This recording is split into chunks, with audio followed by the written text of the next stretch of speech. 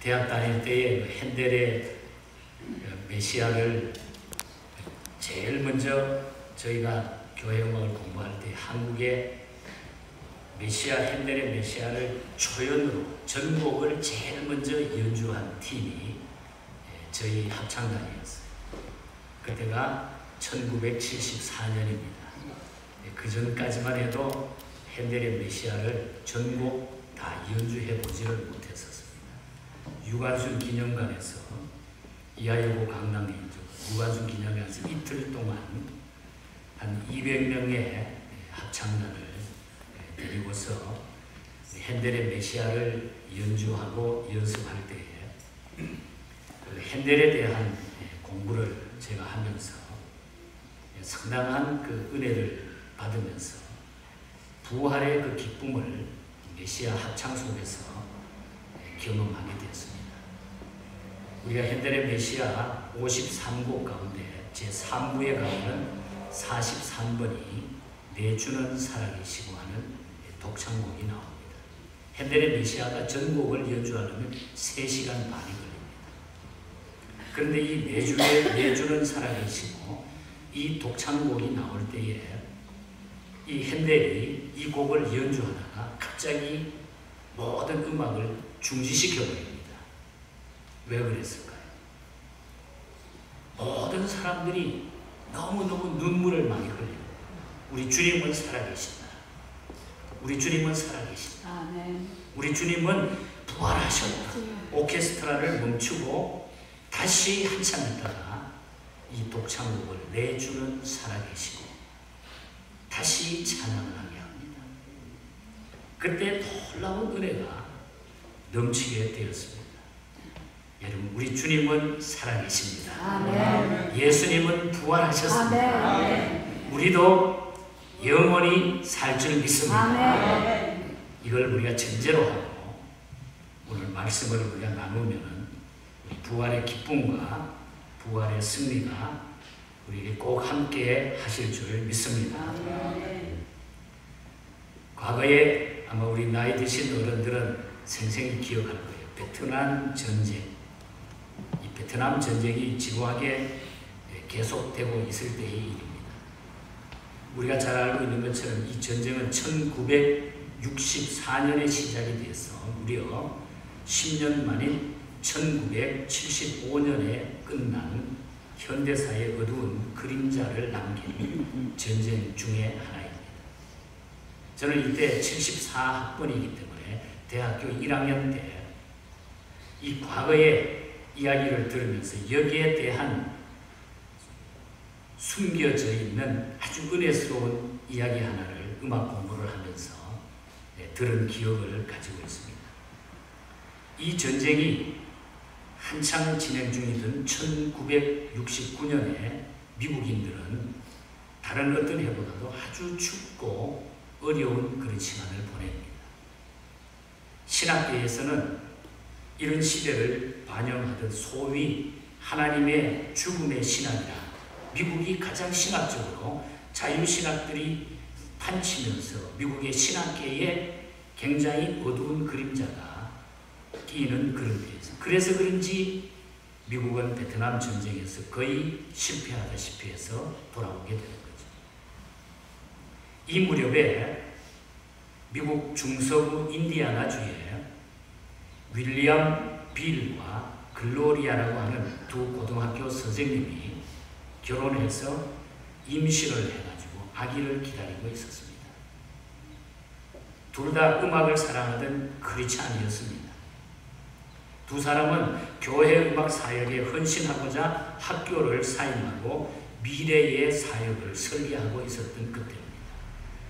그 당시 사회적 분위기가 너무 어두웠던 탓인지 작곡도 제대로 뜻대로 되지 않고 진행되지도 않았고 사역의 길도 잘 열리지가 않았습니다. 거기다가 건강도 여의치 않은 상태에서 그들은 1970년에 봄을 맞이하게 됩니다. 어느 날 이 부부가 빌의 아버지, 그러니까 자기 아버지와 또 여자로서는 시아버지가 되겠죠. 이 빌의 아버지를 모시고 사무실 앞에 도착해가지고 주차장에 차를 세우면서 주차를 하게 되는데, 그때 주차장 한 구석에 아스팔트가 금이 가가지고 그걸 금간 그 아스팔트를 헤치고 고개를 내밀고 있는 파란 풀잎들을 보고 아버지가 이야기합니다. 아니 저 풀잎들 좀 봐라. 그래서 아들과 며느리는 아버님 봄이 오는군요 하고 대답을 합니다. 우리 아스팔트에 보면 가끔 지금 막 풀이 돋아나고 있어요. 우리 장 목사님이 매번 가서 약을 뿌리는데 그 봄이 되면 봄을 알리는 그런 모습들을 그 가족들이 경험을 합니다. 그리고 얼마 안 되었어요. 이 가정에 아이가 태어납니다. 부활절을 앞두고 이런 어두운 시대를 가족이 어떻게 처해서 어떻게 살아나갈 것인가 기도하면서 아이를 바꿔서 이 아이의 어머니 글로리아는 마음속에 하나님 앞에 기도하면서 부활절 아침에 그 두려움을 가지고 하나님 앞에 그 시대를 위해서 기도하고 앞으로 이 아이를 어떻게 기를 것인가, 앞으로 우리가 어떻게 살 것인가 하고 주님 앞에 기도를 하는데, 그 기도에 우리 주님은 응답하시고 그 마음이 그렇게 불안하고 힘들었던 마음속에는 두려움이 다 사라지고 주님이 임재하시는 기쁨을 그녀가 마음에 채우는 그런 놀라운 경험을 하게 됩니다. 그녀는 그 순간에 너무너무 감격해서, 하나님이 주시는 그 순간이 너무 감격해서 자기가 하나님께서 보여주신 느낌으로 주신 그 가사를 노래로 쓰기 시작합니다. 그 노래가 바로 오늘 우리가 불렀던 살아계신 주 나의 참된 소망, 걱정 근심 전혀 없네, 사랑해 주 내 갈 길 인도하시니 내 모든 삶의 기쁨 충만하네. 빌과 글로리아의 게이트에 살아계신 주, because he lives now, 살아계신 주 유명한 찬양이 탄생하는 순간이었습니다. 우리 한국교회는 75년 이후에 이 찬송이 많이 불리기 시작했어요. 학교 다니면서 이 역사를 공부를 하다가 이 노래를 부를 때마다 막 감격해요. 제가 그래서 오늘 우리 사모님한테 오늘 예배 전에 그 찬양을 같이 불렀으면 좋겠다. 사랑하는 성도 여러분, 주님은 정녕 다시 사셨습니다. 그런데 혹시 스스로 성도임을 고백하면서도 부활하신 주님의 임재를 느끼지 못하고 오늘 이 자리에 계신다고 하면, 혹시 그런 분이 계신다고 하면 빌과 글로리아에게 함께 하셨던 살아계신 주님을 꼭 만나시기를 축복합니다. 아멘. 자, 그러면 우리가 왜 살아계신 주님을 우리가 경험하지 못할까? 사실 성경에 보면은 주님이 제자들을 택하신 순간부터 제자들과 함께 하심은 그분의 약속이었어요. 마가복음 3장 14절에 보면 이에 12를 세우셨으니 이는 자기와 함께 있게 하시고 또 보내사 전도로 하시며, 함께 있게 하기 위하여 주님은 우리를 택해 주셨다. 아멘. 그렇습니다. 제자들은 선택하신 목적이 바로 함께함이라고 했어요. 또한 주님의 지상생애에서 가장 귀한 약속은 마태복음 28장 20절에 나옵니다. 볼지어다 내가 세상 끝날까지 항상 너희와 함께 있으리라. 아멘. 함께 하시기 위해서 주님은 우리를 택해 주셨다. 아멘. 그런데 오늘을 사는 우리는 왜 그분이 함께 하심을 경험하지 못하는 겁니까? 그렇다면 함께 하시는 이 부활의 주님을 경험하고 살아가려고 하면 우리가 어떻게 살아야 되는가? 저는 오늘 부활절 아침에 잠시 드리고 싶은 것은, 우리가 그 부활의 주님을 경험하고 그 주님을 만나서 사는 우리의 삶이 어떤 삶이 되어야 되는가? 지금 혹시 주님을 만나지 못하고 있다고 하면 오늘 이 시간에 이 말씀을 통하여 주님을 만나는 경험이 일어나기를 축복합니다. 첫 번째로는 안식으로부터는 회복을 가져야 주님 만나요. 안식의 회복입니다. 아멘. 누가복음 24장은, 오늘 읽은 24장은 엠마오 길을 가던 예수님의 두 제자가 부활하신 주님을 만나는 장면이죠. 그런데 오늘 이 본문 13절에 보면은 그날에라고 하는 단어로 시작합니다. 그날에. 그날이 언제입니까? 안식 후 첫날. 곧 지금의 주일이죠. 본래 유대인의 안식일은 토요일이었기 때문에 안식 후 첫날은 주일입니다. 여기서 부활의 주님이 제자들에게 나타나신 것이 안식 후 다음 날이었음을 꼭 우리가 기억할 필요가 있는 것입니다. 이 점을 유진 피러슨이라고 하는 그분이 쓴 부활이라고 하는 그 책에 이렇게 그분은 강조하기도 합니다. 예수님의 처음 제자들은 모두 유대인들이었고 그들에게 안식일 준수는 필수였다. 유대인들은 안식일을 지켰으니까. 그러니까 토요일을 지켰다는 거죠. 안식일을 꼭 지켰다. 예수님께서 금요일에 십자가에 돌아가신 후 제자들 마음속에는 여러 복합적인 감정들이 일어났을 거예요. 그렇지 않겠습니까? 하지만 금요일 저녁부터 안식일을 지키면서 그들은 조용한 침묵 속에 예수님의 죽음 사건을 수용하며 동시에 부활이라고 하는 새로운 사건을 받아들일 마음의 준비가 이루어질 수 있었다는 거죠. 왜 우리는 계절이 바뀌어 봄이 와도 이 변화에 대한 감동을 느끼지 못하고 살까요? 저는 우리가 일에 중독이 되어 살고 있기 때문이라 그렇게 생각합니다.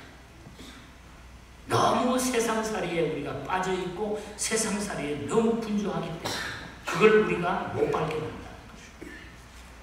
세상에 가장 불쌍한 사람이 누굽니까? 죽어라고 일하다가 죽어버리는 사람이 제일 불쌍합니다. 그러면 죽도록 일하다가 죽어버리는 사람.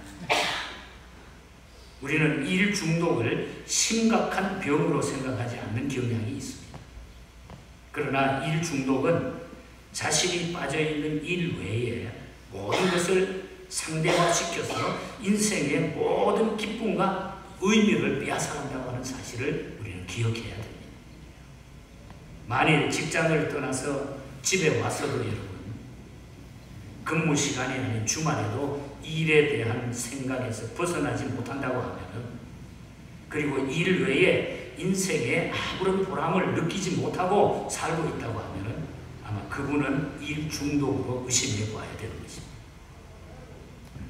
안식은 여러분, 안식은 인생을 객관적으로 바라보게 만드는 관점에서 제공하고 인생의 행복을 받아들이게 하는 복된 연유가 바로 안식에서 온다는 거예요. 다행스럽게 제자들에게는 이런 안식의 여백이 그 마음에 있었고 그리하여 부활을 받아들일 마음의 준비가 되었던 것입니다. 비록 유대인들이 지키는 안식일을 지키면서도 그들의 마음의 한 구석에는 야, 예수님이 어떻게 될까? 그 마음의 여백이 그들에게 남아있었다. 유진 피러스는 계속해서 이렇게 이야기합니다. 아마도 안식일 준수는 금요일의 사건들이나 제자들의 처참한 기분을 좀 더 넓은 안목으로 바라보게 해 주었을 것이다. 그래서 그들이 안식일을 지키고 다음날 아침 일하기 위해서 집을 나섰을 때 하나님을 향한 감각이 마음 깊이 뿌리를 내리고 있었다는 것입니다. 우리가 창세기 1장을 보면은 하나님은 천지 만물의 창조 사역을 진행하시면서도 하루하루의 창조가 끝날 때마다 보시기에 좋았더라. 보시기에 좋았더라. 만물을 바라보는 창조적 안식의 미학을 즐기시는 하나님이라는 것을 우리가 알 수가 있습니다. 그리고 여섯 동안 창조가 다 끝난 후에 하루를 온전히 쉬면서 새로운 한 주간을 준비하는 모범을 이미 성경에서 우리에게 보여주셨다. 하나님. 이런 안식의 여백이 바로 하나님의 창조의 질서를 발견하는 준비가 되게 된다는 거예요. 왜 우리가 부활처럼 놀라운 진리 앞에 감격하지도 감동하지도 못하고 사는 것입니까? 부활 사건에 놀랄 만한 마음의 여유 그 자체를 상실한 까닭입니다. 개혁자 마틴 루터는 하루는 부활절 아침에 창문을 확 열고 바깥에 꽃들을 쫙 바라보고 너무 꽃들이 아름다워. 그 꽃들이 물기를 머금고 생명의 기지개를 펴고 있었어요. 그 모습을 바라보는 순간에 한순간 마틴 루터는 그 꽃들을 바라보면서 이렇게 외쳤습니다. 그렇다, 부활의 주님은 저 솟아나는 아름다운 잎사귀마다 부활의 진리를 새겨놓았구나. 부활의 진리를 새겨놓았구나. 부활의 감격을 여러분 원하십니까? 그러면 주님의 부활로 느낄 안식의 여백이 우리의 마음에 먼저 회복돼야 돼요. 만물을 바라보면서, 꽃들을 바라보면서, 산천초목을 바라보면서, 우리의 주변의 환경을 바라보면서, 아, 주님이 거기에 계시는구나. 아, 주님의 역사가 거기에 있는구나. 마음의 안식이 필요해요. 이것이 우리는 주님과 가까워지는 것이고, 부활을 확실히 가지고 승리하며 부활을 경험하는 삶을 살게 되는 것입니다. 두 번째로는 끝내지 말아야 할 이야기가 있어요. 포기하지 말아야 할 이야기를 꼭 기억합니다. 절대로 우리가 중요한 이야기들은 포기하지 말아야 된다. 중요한 것은 포기하지 말아야 된다. 주님의 부활을 경험하고 살려고 하면은 중요한 것은 포기하면 안 된다. 자, 오늘 본문에 등장하는 엠마오 도상의 부제자는 예수님의 십자가 사건 후에 그에 대한 모든 기대를 접을 수밖에 없었던 좌절한 이들입니다. 그렇지 않아요? 그래가지고 지금 다 허탈해가지고 지금 길을 가고 있는 거죠. 슬픈 가슴의 제자들이. 오늘 본문 17절에 보면 그러잖아요. 예수께서 이르시되 너희가 길 가면서 서로 주고받고 하는 이야기가 무엇이냐 하니 두 사람이 슬픈 빛을 띠고 머물러 서더라. 슬픈 빛을 띠고. 지금 우리는 다 끝났어. 뭐 정말 기대할 게 있을까? 지치고 슬퍼서 지금 길을 가고 있는 거예요. 이 두 사람은 모두 슬퍼하고 절망하고 있었다는 거죠. 우리 역시 마찬가지입니다. 그 형편이 되면. 그러나 이들이 포기하지 않는 것이 하나 있었다는 거예요. 바로 예수님에 대한 이야기였어요. 슬퍼하고 또 걱정, 의심은 쌓여있고 마음이 안타깝지만 어떻게 할 줄을 모르지만 그러나 포기하지 않는 하나의 이야기, 예수님의 이야기는 포기하지 않았다는 거예요. 이들의 이 이야기를 계속하고 있다고 하는 것은 어떤 의미에서 예수님에 대한 기대를 아직 저버리지 않았다는 거죠. 예수님에 대한 이야기를 저버리지 않고 가면서 포기하지 않고 슬퍼하며 걱정하지만은 그러나 그 이야기를 나누고 있었다는 거예요. 사실 여러분, 우리가 주변에 전도하다가 꼭 그럴 때가 있어요. 예수님을 비판하고 예수님에 대하여 계속 이야기하는 불신자들. 너 그 예수 왜 믿냐? 내 주먹 믿지? 이런 사람은 그래도 희망이 있는 사람. 계속 접근하는 그 사람이 변해서 하나님의 사람으로 돌아옵니다. 제가 중국 선교하다가 그렇게 못되게 하는 사람, 그렇게 방해하는 사람이 나중에는 최고의 내 제자가 되더라고요. 지도자가 되더라고요. 자, 엠마오의 두 제자에게 어떤 일이 생깁니까? 그들이 나누던 대화 속에 성경 이야기가 한순간 그들의 마음에 불을 지르는 그 사건이 일어나게 돼요. 예수님의 이야기를 포기하지 않으니까 예수님의 이야기 하다가 보니까 성경 이야기 하다가 보니까 그 마음에 막 불이 붙기 시작한다는 거죠. 그들의 마음속이 말씀으로 뜨거워지기 시작했다는 거예요. 32절입니다. 그들이 서로 말하되 길에서 우리에게 말씀하시고 우리에게 성경을 풀어주실 때에 우리 속에 마음이 뜨겁지 아니하더냐. 마음이 뜨겁지 아니하더냐. 저 유명한 존 웨슬리 목사님이 목사가 되기 전에 젊은 시절에 말씀이 믿어지지 않아요. 아무리 말씀을 들어도 말씀이 믿어지지 않아요. 그래서 불평불만을 하고 있을 때 그 성대 중에 한 사람이 그러더래요. 야, 그렇게 안 믿어지면 말씀이 믿어질 때까지 말씀 붙들고 그냥 있으라 그러더래요. 말씀이 믿어지지 않으면 그냥 말씀 붙들고 있어. 이렇게 이야기를 하더래요. 그리고 드디어 그 어느 날 이 웨슬리는 올더스게이트 스트리트의 아주 조그만 동네의 교회에 지나가다가 갑자기 그 교회에 들어가 예배를 드리는데 오직 의인은 믿음으로 말미암아 살리라. 로마서의 이 말씀으로 마음이 뜨거워져서 경험하게 되고 거기에서 변해가지고 세계를 움직이는 훌륭한 목사님이 되신 것입니다. 부족한 저에게도 비슷한 사건이 학생 시절에 있었습니다. 고등학교 2학년 때입니다. 서울에서 고등부 학생회장을 교회에서 하면서 제가 아주 좋아하던 그 당시에 전도사님이 저희를 맡아서 지도를 했는데 그때 모여서 성경 공부를 하는데 저희 아버님이 장로님이셨고 어릴 적부터 교회를 다녔지만 그러한 절대 확신하는 그런 분이 없었어요. 그런데 그 모임에서 성경 공부하는데 갈라디아서 2장 21절을 우리에게 설명하고 말씀을 풀어주시는데 내가 하나님의 은혜를 폐하지 아니하노니 만일 의롭게 되는 것이 율법으로 말미암으면 그리스도께서 헛되이 죽으셨느니라. 이 말씀을 그냥 공부하는 순간에 제 마음에 그 말씀이 부딪혀오면서 예수께서 십자가의 죽으심이 바로 나를 위한 사건으로 믿어지게 되더라고요. 주님이 나를 위하여 자유주의 신학의 영향으로 십자가 사건을 믿지 못하고 목사가 되었던 윌리엄 쿠퍼라고 하는 유명한 목사님이 계세요. 이 윌리엄 쿠퍼 목사님이 어느 이제 고난주일날, 지난주죠. 고난주간을 앞두고 고난주일에 자기가 이제 설교를 하기 위해서 목회를 하면서 설교를 하기 위해서 주보를 딱 작성을 했는데 그 주보에 자기가 준비한 설교 제목이 예수님을 누가 죽였는가? 예수님을 돌아가게 한 사람이 누군가?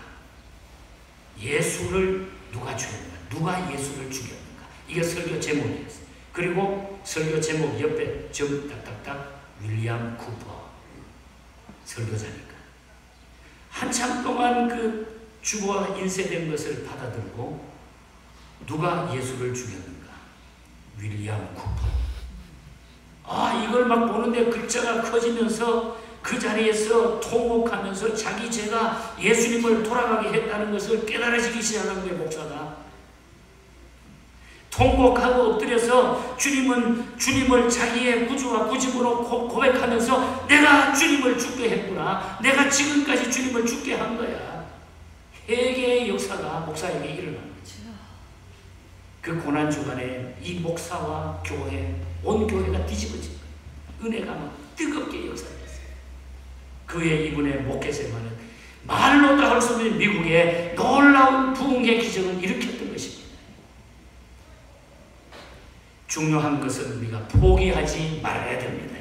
포기하면 예수님에 대해서 묻고 이야기하십시오. 많이 믿음의 사람들과 대화를 계속하십시오. 그 대화 속에 어느 날 성령께서는 반드시 임하실 것입니다. 말씀이 당신을 분명히 붙잡아 주실 날이 오실 거라는 거예요. 믿음의 대화는 그래서 아주 중요한 것입니다. 살아계신 주님이 대화 속에 찾아오시기 때문에 에마로 가는 두 제자는 그래도 포기하지 않고 중요한 이야기를 주고받다가 야 우리는 너무 슬프다. 이제 우리는 어떻게 되느냐. 끝나는 거 아니냐. 주님이 정말 그렇게 됐을까. 포기하지 않았어요. 그때에 주님은 나타나셔서 그들을 위로하시고 그들에게 놀라운 승리의 길을 인도해 주셨다는 거죠. 말씀은 주께서 자신의 임재를 나타내는 도구이기 때문입니다. 부활의 주님을 만나고 싶습니까? 함께하기를 원하십니까? 그러면 믿음의 대화를 시작하시고 성경을 여시고 질문하시기 바랍니다. 그리고 구하시기 바랍니다. 찾으시기 바랍니다. 문을 두드리시기 바랍니다. 부활의 주님이 반드시 찾아오실 것입니다. 그래서 우리는 성경 읽기를 우리 교회 그렇게 강조하는 거예요. 성경 읽다가 이 주님을 우리는 만나게 될 것입니다. 아멘. 기도하다가 어떤 분은 지금 성경을 열심히 쓰고 계시는 권사님이 계세요. 쓰다가 주님은 만나 주실 거예요. 아멘. 기도하다가 아멘. 분명히 주님은 찾아오실 거예요. 아멘. 그래서 우리가 부활의 주님을 경험하기 위해서는 중요한 것을 포기하지 않는다. 중요한 것은 포기하면 안 돼요. 마지막입니다. 세 번째로는 일상생활에서 경험하는 것을 발견해야 돼요.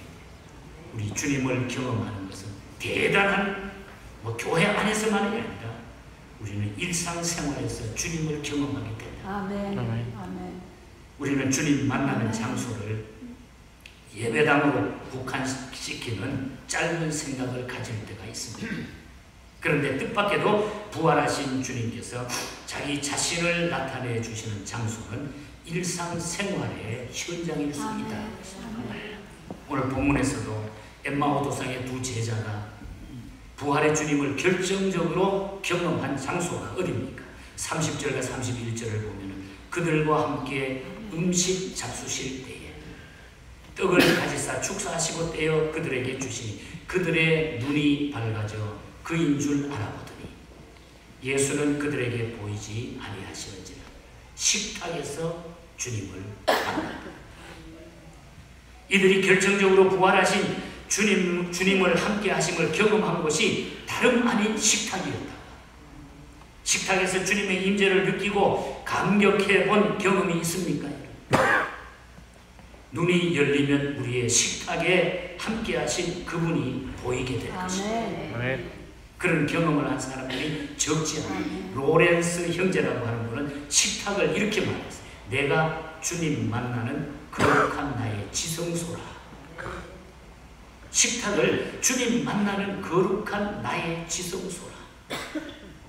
여러분, 음식을 드실 때에, 식사를 할 때에 여러분 어떤 마음으로 식사를 하십니까? 저는 은혜 받고 나니까 이 음식에 대해서 너무 감사해요. 저희 집사람이 솜씨가 별로 없어요. 죄송합니다. 아무거나 줘도 맛있는 거예요. 아무거나 줘도. 여러분, 주님께서 우리에게 주시는 양식은 너무너무 귀합니다. 그래서 우리가 그 식탁에서 또 우리는 같이 식사하다가 그 자리에서 주님을 만나는 겁니다. 그래서 우리 신앙의 선배들은 오래전부터 식당을 이런 신앙의 고백의 문으로 장식한 것이 있어요. 그 문구를 우리 다 기억할 거예요. 예수 그리스도는 우리의 식탁에 보이지 않는 손님이시고 우리의 대화를 말없이 듣고 계시는 분이다. 아멘. 유진 피러스는 그의 저서에서 부활의 식탁의 회복을 외치고 있습니다. 부활의 식탁을 회복하라. 기독교의 아름다운 전통의 하나가 식사 문화라고 봅니다. 오병이의 기적의 현장에서 제자들을 만나 주셨던 주님, 최후의 만탄 중에 식탁에서 떡과 잔을 들고 제자들의 마음의 뜨거움을 어루만지셨던 주님, 갈릴리 해변 식탁에서 죄책감에 괴로워하던 제자 시몬에게 만나가지고 뭘 줍니까? 생선을 건네주시던 주님, 오늘 우리의 식탁에서 우리를 만나고 싶어 하심을 믿으시기 바랍니다. 영의 눈을 열어서 그분을 보십시오. 유진 피러스는 그의 일상의 신비를 보는 눈이 열린다고 하면은 우리에게 일상의 삶을 부활의 주님을 만나고 경험하는 그분의 증언하는 장이 될 것이다. 우리 일상의 어떤 곳에서도 우리의 눈이 열리게 되면 어느 곳에서도 주님이 나와 함께 하심을 우리는 만나게 될 것이다. 만나게 될 것이다. 그때 우리는 교회뿐만 아니라 가정에서, 일터에서 날마다 그분을 만나고 그분에게 헌신을 드리는 놀라운 부활 인생을 살게 될 것입니다. 그래서 성도 간에 음식 나누는 거 대단히 중요해요. 이번 지난 우리 고난주간 새벽기도 끝나고 우리 권사님들이 아침에 새벽기도 끝나고 와서 막 사줬는데 먹으면서 얼마나 감사한지 또 대화도 나누고 앞으로 많이 사시기 바랍니다. 서로 나누는 장소, 음식을 나누고, 그래서 우리가 식사하고 나누는, 그래서 오늘 여러분 끝나고 다 밑에 내려가셔서 우리 식탁에 주님이 함께 하실 것입니다. 아멘. 같이 사랑의 교제를 나누세요. 우화에 나오는 이야기입니다. 어느 부활절 아침에 닭하고 돼지가 교회 앞을 막 지나갑니다. 그러니까 교회 앞에 보니까 오늘 부활절 날 햄 앤드 샌드위치 파티를 엽니다. 햄 앤드 에그 샌드위치를 가지고 오늘 부활절에 음식을 드립니다. 이렇게 써놨대요. 그래서 닭이 돼지를 보고 말하기를, 야, 우리 이 파티에 온 사람들의 기쁨을 위해서 우리 함께 들어가서 우리 산재물이 되자. 그렇게 이야기를 했다. 그러니까 이 돼지가 하는 말이 화를 펄펄 내면서 닭에게, 너는 부분적인 헌신만 하면 되지만은 나는 전체적인 헌신을 해야 하지 않느냐 하면서 돼지가 막 화를 빡빡 내더래. 이에 대해서 닭이 돼지에게 이렇게 말했다가, 돼지야, 내가 몰라서 그런 말 하는 거야. 너는 눈 딱 감고 한 번만 헌신하면 되지만은 나는 알을 낳을 때마다 계속적으로 헌신하지 않느냐. 중요한 것은 날마다 헌신하는 거야. 제가 이 말을 하고 싶어서 한 거예요. 그렇습니다. 우리는 날마다의 헌신, 일상에서의 헌신의 의미가 있다고 합니다.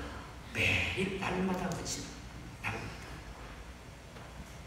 그러한 헌신을 하기 위해서는 살아계신 주님을 일상에서 만나는 경이로움을 우리가 회복해야 되는 거예요. 엠마오 도상의 식탁에서 주님을 만난 두 제자는 이제 주님을 만났죠. 어떻게 했습니까? 33절을 보면 이제 결론입니다. 그들은 다시 소명의 일터인 예루살렘으로 돌아갑니다. 이제 살았죠. 살았다. 그리고 이렇게 외치기 시작합니다. 주께서 과연 살아나셨습니다. 주님이 죽은 게 아닙니다.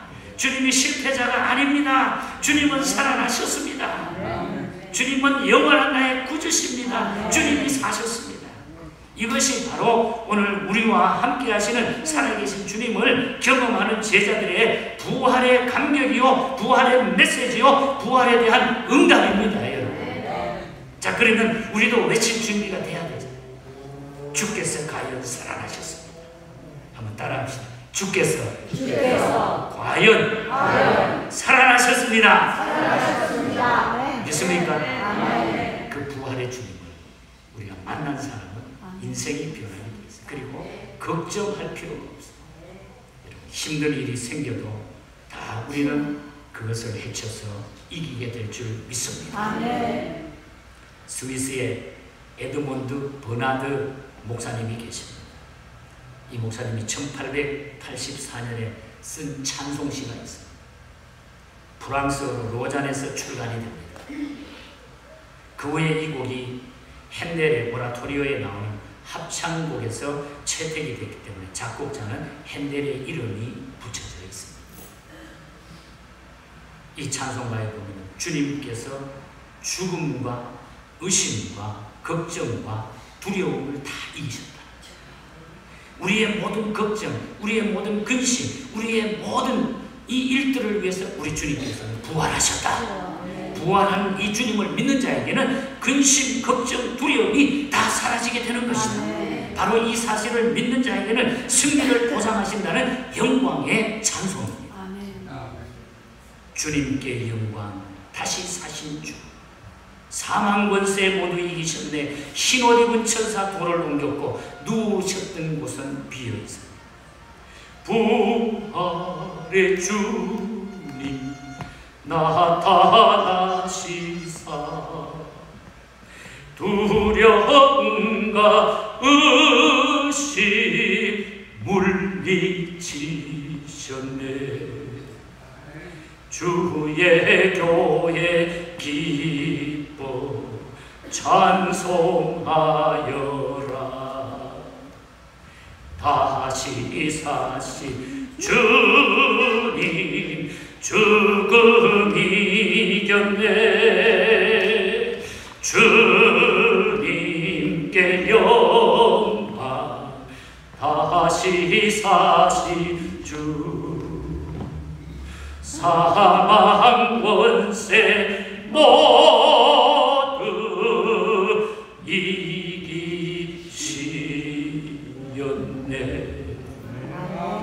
주님은 우리의 모든 근심, 걱정 다 이겨주셨어요. 자, 이 주님과 더불어 살고 싶지 않습니까?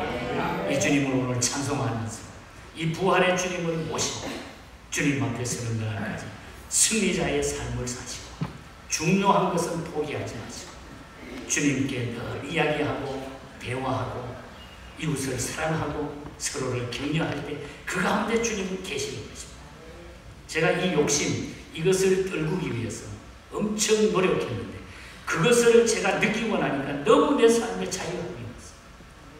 창피스러운 얘기지만 팬데믹 기간 동안에 하나님이 그 은혜를 저에게 너무나 많이 주셨어요. 저는 그래요. 우리 교회와 우리의 속한 여러분들 한 사람 한 사람을 통한 앞으로 이 마지막 때에 하나님이 놀라운 계획을 가지고 계신다고 믿습니다. 아멘. 분명히 그 일을 이루실 거예요. 이 자리에 오신 것이 복된 줄 생각하시기 바랍니다. 그 믿음으로 우리가 승리자의 길을, 부활의 주님을 찬송하며 승리자의 길을 걸어가는 우리 모두가 되시기를 주님 이름으로 간절히 축복합니다. 하나님 아버지 감사합니다.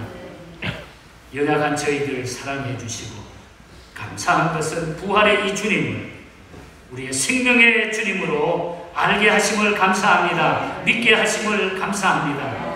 이 주님을 영원히 찬송하며 주 앞에 승리자로 서게 하여 주시고 이제 남은 우리의 생애를 하나님이 기뻐하는 이 귀한 도구로 사용되게 하여 주시옵소서. 거룩하신 예수님 이름으로 기도하옵나이다. 아멘. 우리 기립하셔서 155장 찬양합니다.